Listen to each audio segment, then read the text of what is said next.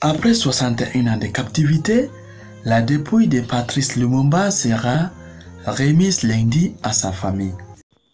Avant de commencer, n'oubliez pas de vous abonner et d'activer la cloche de notification pour ne plus jamais manquer nos prochaines vidéos. C'est parti.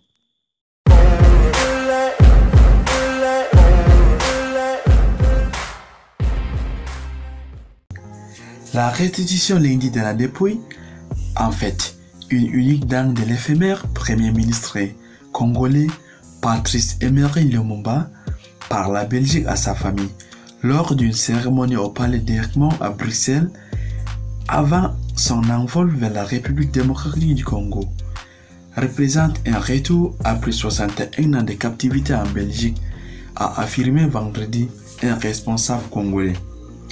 Nous l'amenons chez lui, à Onaloa, dans l'actuelle province du Sankuru, au centre de la RDC, là où il est né, pour mettre fin à ce deuil qui dure depuis 61 ans et lui rendre les derniers hommages dans les pures traditions de chez nous.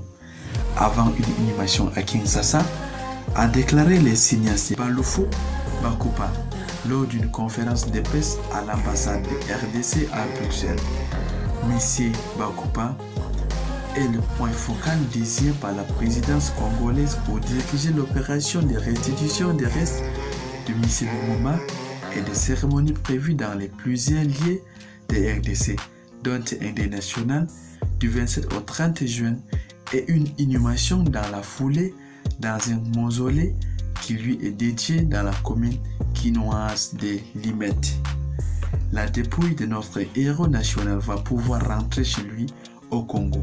Enfin, le Congo va rentrer au Congo. A renchéri Roland Lumumba, l'un des enfants de l'ex-premier ministre, fusillé le 17 janvier 1961 au Katanga sécessionniste par des soldats locaux mais en présence d'officiels belges. Le corps de l'ancien dirigeant nationaliste, assassiné avec deux de ses proches, l'ex-ministre de la Jeunesse et des Sports, Maurice Polo, et l'ancien vice-président du Sénat, Joseph Okito, avait été dissous dans l'acide sulfurique sur place, à Silatembo, dans l'actuelle province du Haut-Katanga, dans le sud-est du pays. Seule subsiste une dame détenue par un ancien policier belge présent sur les lieux, Gérard Sowet, puis saisi par la justice belge chez sa fille dans le cadre d'une enquête pour crime de guerre ouverte en 2011 à Bruxelles.